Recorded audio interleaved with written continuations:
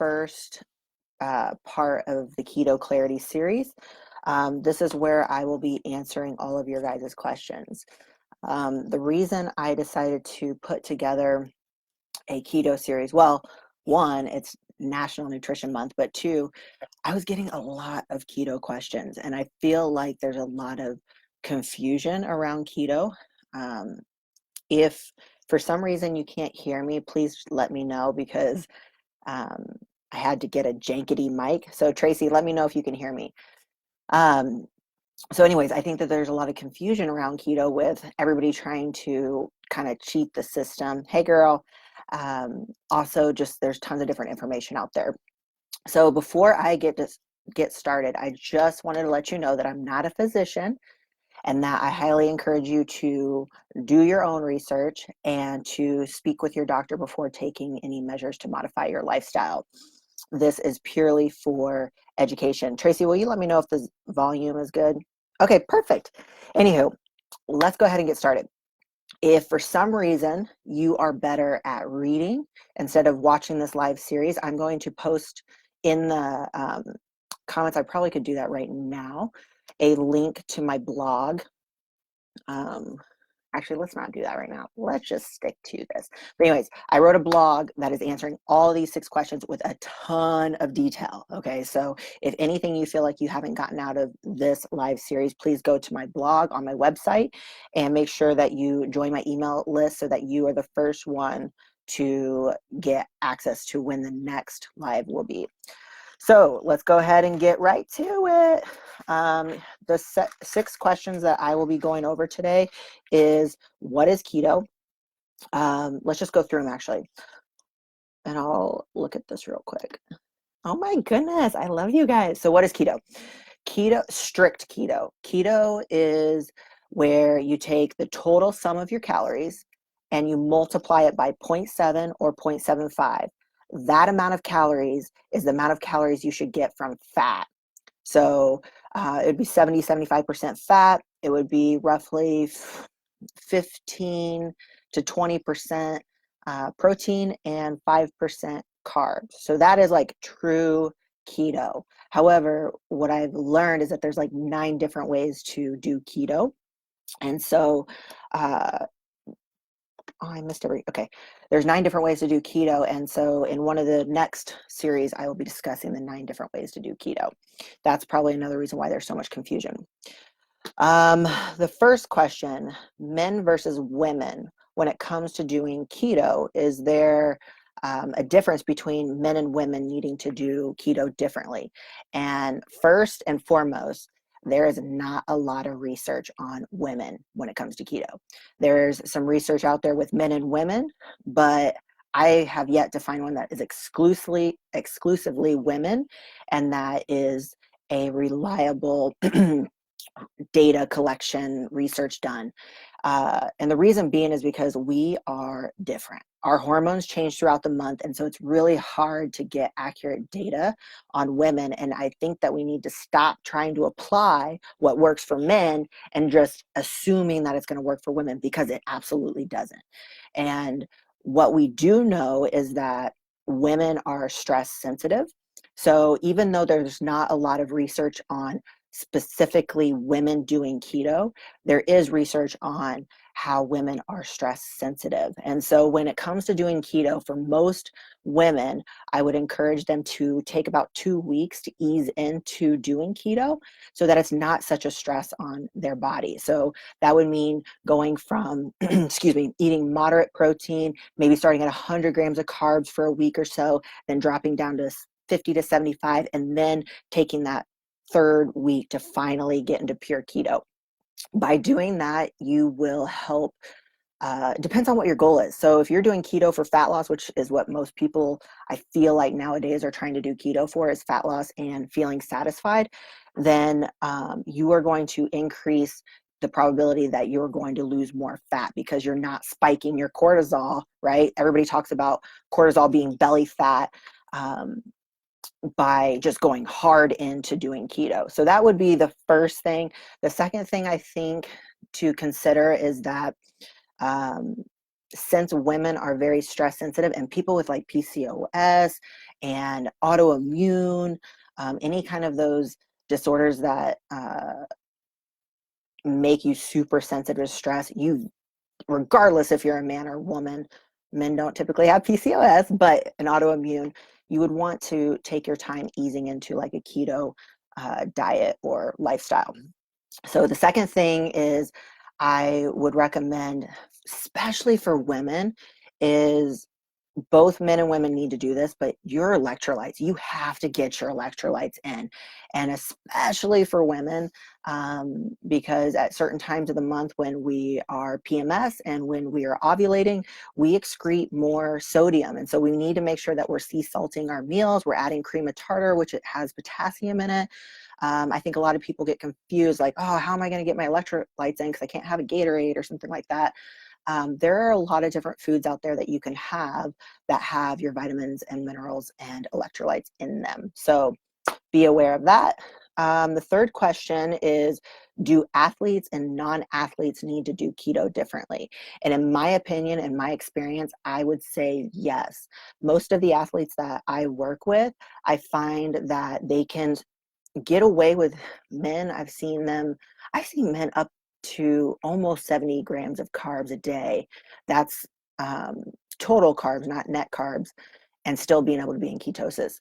But usually 50 grams of carbs and below I've seen, and them still be able to be in ketosis, whether that's they're tracking it with their blood, or they're tracking it with the breathalyzer test, or they're tracking it with the urine strips. And the thing is we're going to talk about tracking your ketones and whether it's important and what method to use in another series. So if you're interested, again, make sure you sign up with my email list on my website so that you know when the next live will be. And the other thing I found with athletes, so those people that train super hard, you can build muscle and you can maintain your muscle mass while being on keto. The only time that, from the research that I've studied, where people lose some of their muscle mass is right there in the beginning of doing keto, when your body's transitioning from being a glucose burner to a fat burner. Where they might lose a little bit of muscle, but right after that, they get right back on track and you can build muscle. So what I found is with athletes, you can typically have your goal body weight and protein. And I've even seen some men be able to have their own, where they're at body weight and protein and still be in ketosis. So those are the big differences. Because if you remember, with what is keto, that's only like 15 to 20% protein. Nine times a, I mean, that's like very little. That's like under 100 grams of protein for women, and typically like under 150 grams or 125 grams for men. So, like I said, as an athlete, I would start with your goal weight and protein and see if you can stay in ketosis. Back to the question about men versus women.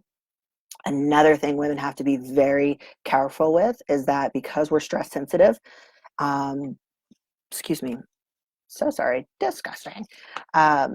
The other thing is that when you transition into keto, so you are taking a couple weeks and then you go into strict keto or trying to get yourself into a fat burning place instead of a glucose burning place, you need to be strict. Like, none of this yo-yo bull crap, because what happens for women, it can be way more stressful if your body doesn't know what to do. It doesn't know if it needs to be a glucose burner, a sugar burner, or if it needs to be a fat burner. And so you can go yo-yoing between being fat burning and sugar burning.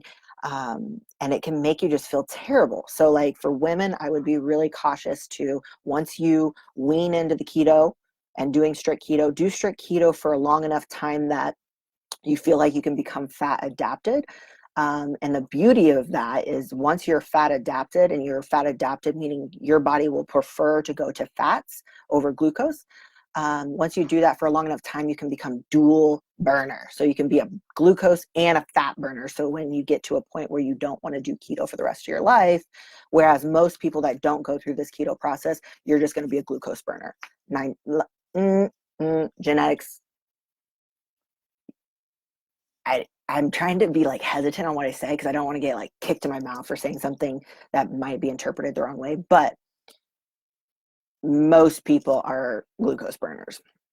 My thoughts on intermittent fasting and keto. So I thought this was interesting. Not everybody knows that how keto kind of came about is that at Johns Hopkins, they were doing research on epileptic patients, and they found when they fasted, so without any food, they had better insulin sensitivity, so how their body reacts to sugar in the blood. And they also found that they had better fat loss, and they found out that they had better um, uh, they didn't have any seizures. So they're like, gosh, this is awesome. So these patients that were doing these fasts were improving their symptoms and they weren't having as many seizures. Well, we can't fast forever. So then they went and started seeing how patients did when they took glucose out of their diet, and they found that they were having the same kind of benefits that they were from fasting when they were doing keto. So here, I love intermittent fasting. I think it's great, but men and women are different. Um, at the end of the day, I say do what's best for you. Keto is not for everybody. Intermittent fasting is not for everybody. And as for women, you have to be very considerate of the fact that we're stress sensitive, right? So if you are struggling really hard to do keto, that can be more stressful to your body. If you're struggling really hard to do intermittent fasting every single day, eat some frickin' food in the morning, ladies. Like, I'm not going to try to kill myself to do intermittent fasting because that can stress my body out, spike my cortisol, um, and not reach the effects that I'm wanting to have if I'm doing intermittent fasting for the fat, to burn more fat kind of thing, or to uh, not have as many calories throughout the day. However, if you are doing intermittent fasting for the autophagy effects, which means like cellular turnover in your body, then I say kind of push it a little bit. But women, just be careful. Like, you don't have to intermittent fast every single day. Listen to your body. You will have better results. And if you want to do the long periods, which is greater than like 16 hours, up to 24 hours and longer of intermittent fasting for the autophagy benefits, then I suggest that you, um, I mean, once a week or once every 2 weeks or once even a month, doing those longer fast periods, because everything in life is going to be about maximizing your hormones, maximize what's going on inside your body so that you can live with energy and live with like the body and the feelings that you want to have. Everything is about maximizing your hormones. I about said ladies, but I know that there's guys on here too.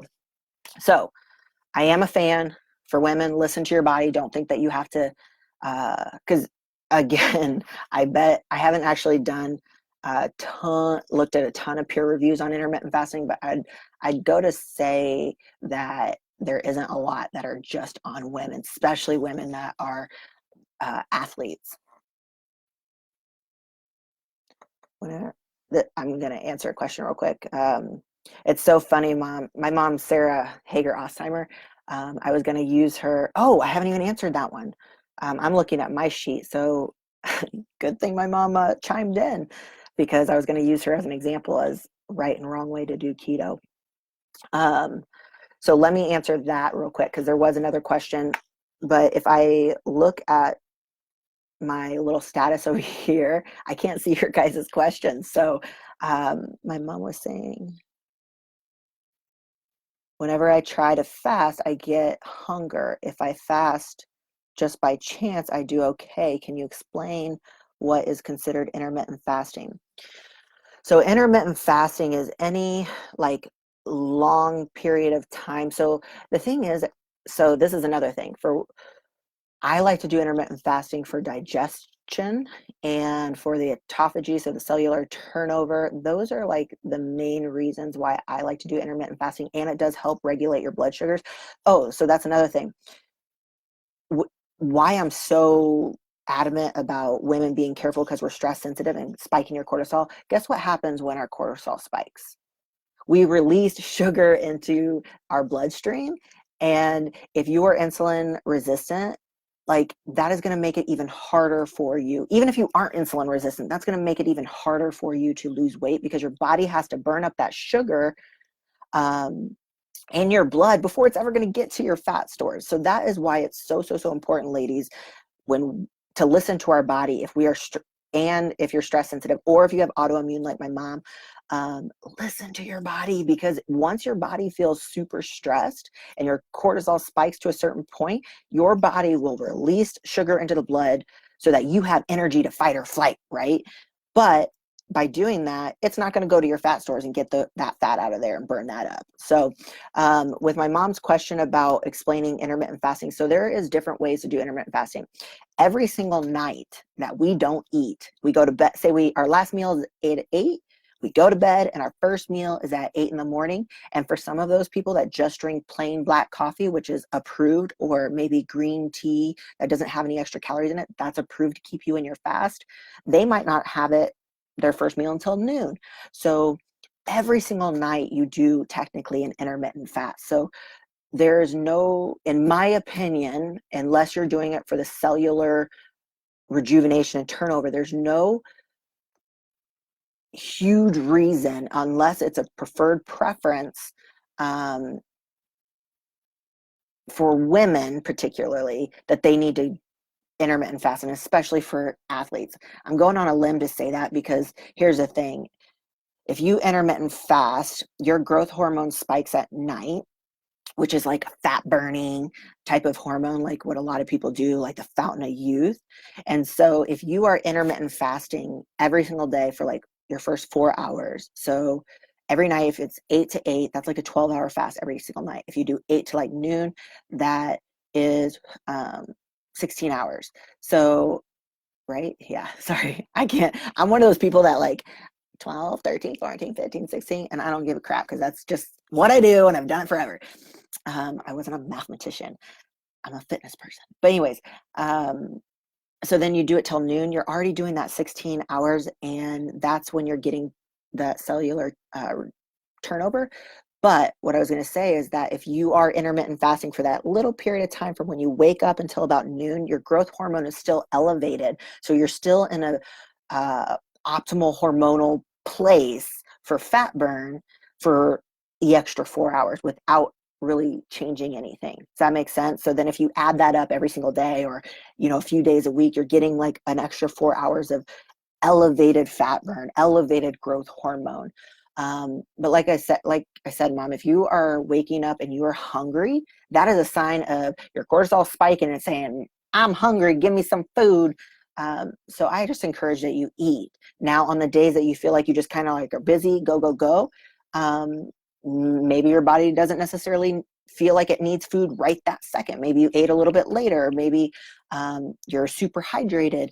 And so that's why I say for women, especially those with autoimmune or some sort of PCOS or something that's super stressful to the body, to just listen to your body. I hope that makes sense. I know I explained a ton and I kind of like a squirrel person, but I feel like I just want everybody to have as much information as possible. So anyways, back to, I have 2 questions left. I have, is there a wrong and right way to do keto? And how do you use keto to help regulate your blood sugars, especially for those people with insulin resistance? So let's get to the wrong and right way to do keto. Again, like I said, I'm going to put my blog below this post that is super detailed. I mean, it's like 9 pages, guys, but you can just go to the question because I have it very clear. Question 1, ... Question 2, ... and then you can look that up. Yay! See, Mom, I told you, but I'm about to use you as an example. So, is there a wrong and right way to do keto? Oh, I feel bad that my mom's on here. I've already done this live on my later page, and I used her example. So, yes, there's absolutely a right way and a wrong way to do keto. True keto, if you are doing it to clear up your brain fog, you are doing it to lower your inflammation, you are doing it for fat loss, you are doing it to help regulate your insulin sensitivity, meaning that you are more efficient at using carbohydrates as fuel, then it's important that you use keto in a way that supports that, right? So no matter what nutrition style, lifestyle you're on, if you're smashing things that are super pro-inflammatory, and if you're not sure what foods are pro-inflammatory and anti-inflammatory, simply just Google pro-inflammatory foods, look at the images, it'll give you a ton of examples. If you're doing keto and you're like, man, I get to smash some dairy, I get to get some bacon. Not that bacon's bad, because I love me some bacon. I get to have peanuts. I get to have pork rinds with ranch. Are you kidding me? No, like you just, you have to be careful. Like, well, pork rinds are probably, I don't know per se, because I don't look at the ingredients that much, but I'm pretty sure that they're fried in things that are pro-inflammatory. So it's just, you can use keto for all these beautiful benefits, or you can use keto and it can have the exact opposite effect. So you could be doing keto going like, man, I'm sticking to the keto. I'm only getting 20 carbs, blah, blah, blah. Bitch, you ain't getting no fiber either. And that's not good either, because we need fiber to poop and we need fiber to get the extra toxins out of our body. Because what happens when we digest our food and there's stuff that we've eaten that our body doesn't like, we reabsorb it, right? Or especially if you have not like cleared your stuff. Yeah, so you definitely need fiber. But here's the thing, you're doing keto, you feel like you're amazing, you are sticking to the lower carbs, you're sticking to the lower protein, you're blasting the fat, but you're doing it in a way that is super inflammatory. There's two things that will halt your fat loss journey. Inflammation, I mean, literally, like, will not allow your receptors to like open so that you can burn fat. Inflammation, and depending on what you eat, it could take 48 hours just to clear one thing that causes you to be inflamed. And hormone imbalance. If you're chronically stressed, your cortisol spiking, your hormones are getting kind of out of whack, then you notice that you're having thyroid issues and all these different things, all because of inflammation. So it's defeating the purpose of even doing the keto lifestyle, because you're eating shit food. Like, it doesn't matter what lifestyle, what nutrition plan, anything that you're doing, if you're eating foods that your body says, hail to the no, it's not going to benefit you. It is going to increase brain fog. It's going to increase inflammation. You're going to, before you know it, you're like, oh my God, I've been doing keto for so long and I'm just not losing any weight and I feel like terrible and I have no energy. Yes, because if I eat pork rinds on the daily and ranch, and I'm not trying to like hate on people because it's so confusing out there. There's so much information trying to cheat the system, but there's no quick fixes, guys. No quick fixes in life. And so anytime you're doing any type of lifestyle, any type of nutrition plan that says, hey, you can fry up this cheese and put some bacon on top with some ranch, and that's a healthy way to live. Come on. Like, we just have to use our common sense at, like, use keto for what it's meant to be. And it's use any sort of nutrition style for what it's meant to be. It's eat whole foods, eat natural foods, eat things that you can pick, pluck, or kill, and you will do awesome at any type of nutrition lifestyle out there. That's my little take on that. Because, I mean, it's so frustrating. I've had some clients that, I've tried to help them with a meal plan or something with keto, and they're killing it, because keto is not for everybody. But I love, keto is actually what saved me. I was one of those people that felt super crazy around food, and it wasn't until one of my lady leaders was a keto fan. I think that's how you say your name, Naveen. I appreciate that. Um, ooh, that's good. Anyways, I will not. Well, let me just get back to it real quick, and then I'm going to get back to you. I've had clients who I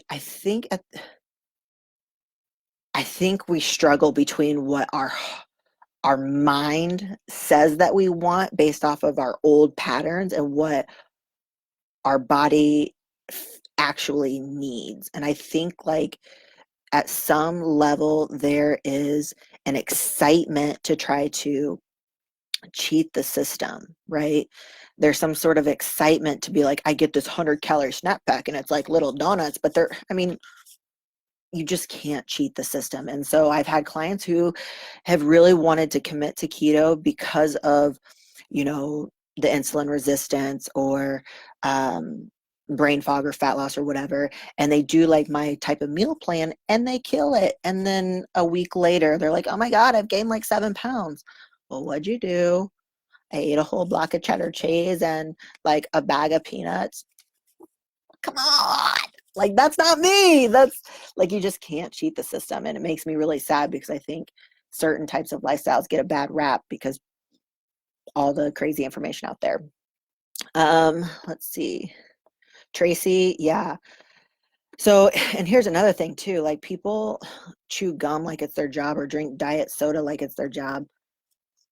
The chewing gum actually is like, I'm struggling with it. Matter of fact, I got me some right here.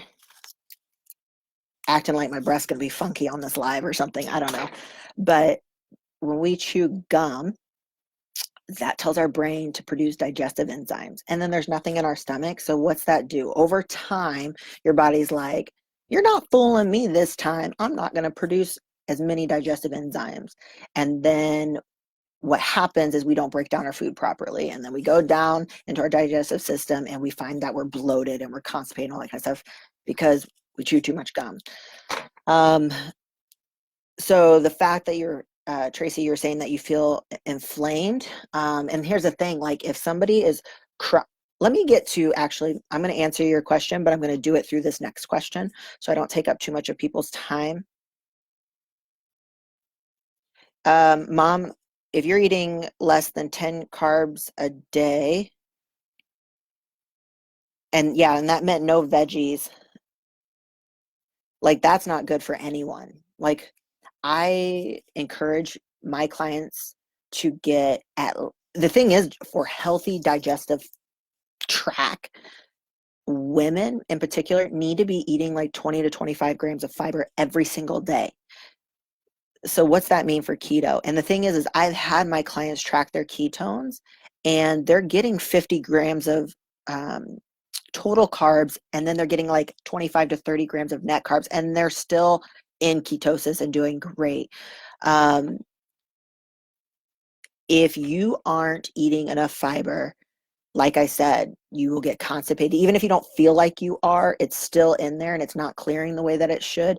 And not a lot of people know this, but fiber is what feeds our good bacteria in our gut. 60% of our hormones are directly related to how well our gut function is. And so if you're doing keto thinking that I'm going to eat zero carbs or whatever, like that actually might make your goals of doing keto even harder to achieve, because if I had to say one thing, if any person ever came to me, I was like, I need to lose weight, I have no energy, I feel terrible, I would say, what's your gut health look like? Because it has so much to do with our overall well-being. Okay, so the last question is, how do you use keto? Hey, Sylvia, miss you, boo. How do you use keto to help regulate blood sugars and help with insulin resistance? Okay, the first thing I want to say, because I don't want people to get confused thinking keto is the only way to help regulate your blood sugars. It's not. There's several different ways to regulate your blood sugars. You just have to ask yourself, how much time do I want to do this? What is wrong with me? I think it's because I'm drinking this and I usually drink black coffee. I'm terrible, I know, but I was wanting to get some energy for you guys. And let's not, I mean, I was running super behind, trying to get too much done in a day. Anywho, there is so many different ways to do help regulate your blood sugars. Just ask yourself, how long do I want to take to regulate my blood sugars? Do I want to do it natural? Do I want to take medication? Is my mind prepared to do something a little bit more extreme like keto? Or would I rather take a little bit slower approach and focus on low glycemic index foods or carbohydrates? So you can do the keto, you can do low glycemic index carbs, you could do balancing out your meals. So having meals that are like keto or higher in protein, fats, and vegetables. And then when you do have carb meals, you want to make sure that they're lower glycemic index and that they have a balance of fats and protein to help slow down that digestion, to help regulate and lower your blood sugars. And you can also take a glucose disposal agent. My previous contest prep coach, Jason Theobald, has a company called New Ethics, and I do have my clients take some of my clients that either want to speed up the process, because if you do keto or you do a lower carb lifestyle, or you do some form of the 9 ways of doing keto, some sort of modified keto, and you add on a glucose disposal agent, in my opinion, it definitely accelerates the process to help with insulin resistance. So that's what I wanted to say right off the bat, because I don't want people to think that I'm going to say keto is the only way you can regulate your blood sugars, because it's not. Exercise actually helps improve that as well, lowering your stress. Like I said before, if somebody is chronically stressed, they are releasing releasing sugar into the blood to have that fight or flight immediate energy. And so, yeah, their blood sugars are going to be elevated. So the best thing somebody can do that is dealing with some sort of insulin resistance is pick a way pick a style of eating, whether it's the keto, the low carb, or the thing is with low carb though, you can't just do low carb, low fat. In my opinion, you still have to have a moderate amount of fats. You just might not have to go as high as keto, or doing the low glycemic index carbs and balancing out your meals. So pick the style of eating, add in some exercise, but don't go too hard. So like ladies, I'd say stay under 45 minutes. Men typically can get away. Well, I think men just aren't as sensitive to stress. They should be fine. Just add some exercise in, weight training big time. And then find techniques to help manage your stress. So grounding. Matter of fact, how about we check some stuff out? Look what I'm doing right now. Can you see that little mat? Do not judge me for my toes. That's a grounding mat. So that helps with stress hormones. It helps get out all the, like I have my technology here, I have my cell phone. And so I love doing grounding. It's kind of like if you were to go outside and walk without your shoes on, but you don't have to do that and it's cold outside. Meditation is huge, huge, huge, huge, huge. And I know everybody's like, oh, I don't like to meditate. Like, I don't even like to do yoga. Like, it's not even worth it because I'm not burning calories. Blah, blah, blah. Like, maybe that's not you, but that was totally me. If you just download the Insight Timer app, I have it on my phone right now. That is an amazing, amazing app, and it will help guide you through meditation. Okay, my jankety phone. I don't even know if it does it. There we go. But I actually wasn't trying to show you that. I was trying to show you the little icon. Oh, I can't do it. Anyways, it looks like a little bowl. You should download it. And if you aren't very good at meditating purposefully during the day, do it at night until you can get used to doing it during the day. Yes, I agree, Sam. Totally. How have you been? She was saying that chromium helps with blood sugar regulation too. How do you know what mat to get and where? I thought I had this brand that I have is, it says Ground Therapy, and it's from Earth FX patent. I will actually post a link in here that will show the grounding mats that we got.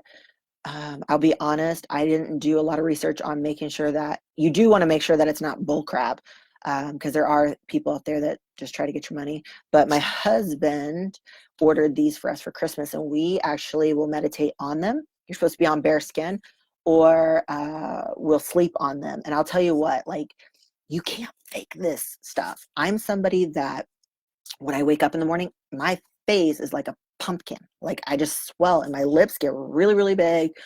My husband always like, oh, you get your lips done again, blah, blah, blah. No, I just got a fat head in the morning. But when I sleep on this grounding mat, my inflammation's gone. I'm not kidding. Same thing with my legs. Sometimes I'll wake up and my legs will feel a bit achy. And I know it's because maybe, well, the first sign of dehydration is swelling in your face, but also I think I just don't have as good of circulation in my lower body.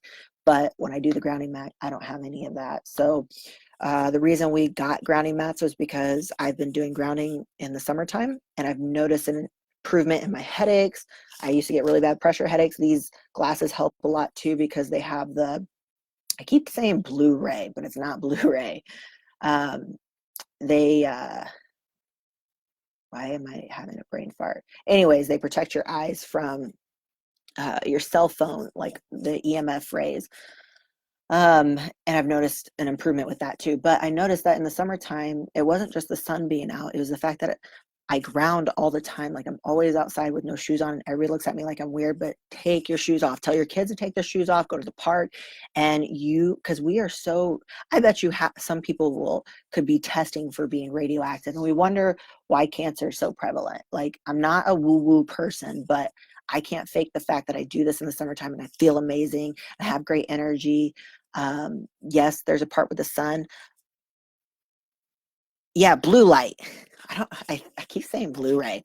So yeah, that's my blue. You can actually, when you get your glasses, you can ask them to put them in, because sometimes, I mean, I've gotten them before and they're like $10 on Amazon, but I don't like that they look orange. These, I think it's like $30 or $40 to add it into your glasses, but it protects you from that blue light. I also have a blue light filter on my computer, but you still need that extra protection, in my opinion. Let's see. Crap, I can't get off topic. So anyways, how do you use keto to regulate your blood sugars? Now that we know that there's tons of different ways that you can regulate your blood sugars, I'm not a fan of just getting right on a metformin. That's what doctors want to do. No, like I'll tell you what, I've had people tracking their blood sugars. So it's really cool to actually be able to look at yourself from an objective point of view. You can't fake that your blood sugars are whatever they are. So you can get out of being emotional about how you look and you feel and you function, and start to look at yourself from a data standpoint. So I'm a big fan of tracking your blood sugars. And I was going to say patients, I've seen clients within a week notice a difference in their blood sugars, within a week. And then that is so much more motivating than looking at a scale or trying to figure out how you feel based on your day, when it's so confusing because every day is so different. But to actually be able to check your fasting blood sugars every day and go from, and I'm not talking blood sugars like disease prevention, guys. We want optimal. I've seen women struggle to lose fat when their blood sugars are in the high 80s, low 90s, but yet that's considered normal if you go to the doctor. Anything under 100. No, we want your blood sugars in like the 70s. That is going to help you lose more fat. And so if your blood sugars really aren't in the 70s, unless you have some sort of genetic genetic thing going on, you really want to look at trying to help regulate your blood sugars, or adding some sort of glucose disposal agent to your carb meals, so that you can improve the way that you feel, function, and your fat loss. The reason keto works so well is because you're taking out the one factor that is the problem, and that's carbohydrates. Some people don't realize how you get to be insulin resistant. And the reason people get to be insulin resistant is because either one, genetics, two, they are chronically stressed, guys. And I'm not just talking about emotional stress or work stress. I'm talking about you sticking your butt in the gym for way too long stress. I'm talking about doing the sauna too long stress. I'm talking about chronic stress, because your body will see you stressing about work as the same kind of stress as you spending 2 hours in the gym if it's too long for you. So people that are chronically stressed, because what happens? Cortisol spikes. Your body goes, I'm running from a tiger, fight or flight. I got to release some sugar into the blood to be used right now. So then your blood sugars are up constantly, and then you're smashing carb meals all the time. What this is doing is telling your receptors, hold the freaking boat. Like it's the same thing as caffeine. You use caffeine for so long, and then you realize it's not working as much. So then you try to use a little bit more. You might try to train a little bit harder. You might try to eat a little bit more carbs because you don't have as much energy. And the caffeine seems to not work nearly as well. And you try to keep going and going until you feel terrible. Same thing with insulin resistance. You push those boundaries for so long to the point where you feel terrible, and then you start gaining fat, and then you feel even more terrible. So that is the big reason why people become insulin resistant. So why keto works so well is because I'm telling you to manage your stress, take on, meditation or grounding, or do your little Zen woo-woo, whatever. Go for a walk outside, focus on your senses. So manage your stress and then take out the carbs for enough time for your body receptors to be like, ah, you know, I'm not being blasted constantly with blood sugars. I'm not being blasted constantly. Give it some time to heal and recover and get more efficient at using carbs. Because I'll tell you what, I have a client right now that they spent, I think, 4 to 6 weeks on keto. And then we did a little bit of cyclical keto. So then we added in a carb up day. This person is eating 275 grams of carbs right now. Like, you just have to trust the process, and you have to commit to the process and know why you're doing the process. And that's it. That's it. You just commit to fixing your shit. And that's why it works. So like I said, if there's any, if you guys have any other questions, or hold on just a second, or if you want more information, you want it to be a little bit clearer than me doing this live, I am going to post my blog right down here, and you can check that out. Feel free to share this. Feel free to tag any of your friends that you feel like could benefit from this kind of information. And stay tuned for next week, where I will be discussing with you how to track your ketones, what would be the best way to track your ketones, if it's even important, and do calories even matter on keto. We'll be discussing that next week. I will put together another blog for you guys, because some people don't like to hear me rant. Like, I'm just saying, my mom and my closest friends, but I'm working on getting a little bit clearer, stick to the point of the message for you guys.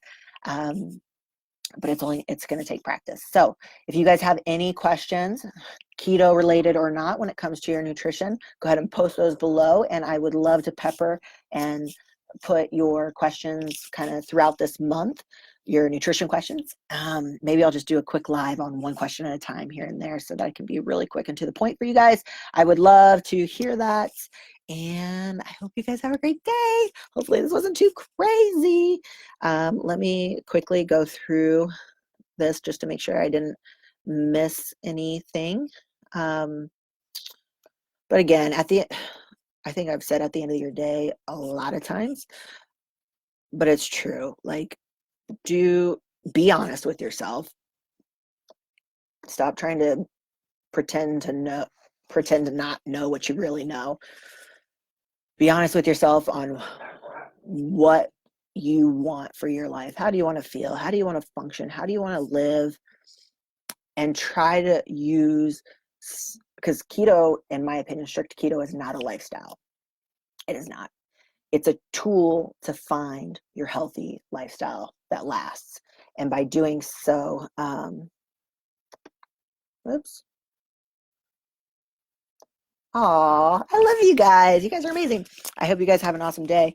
But again, keto is a tool to figure out what works for you and what doesn't work for you. And then you slowly kind of mold into a lifestyle you love. And by being consistent with that, that's when we're able to live our best life. So make sure you join my email list. So go to my website and click into my email list if you want to know when the next live series will be. I hope you stay tuned for that, and have an amazing day. It's beautiful outside.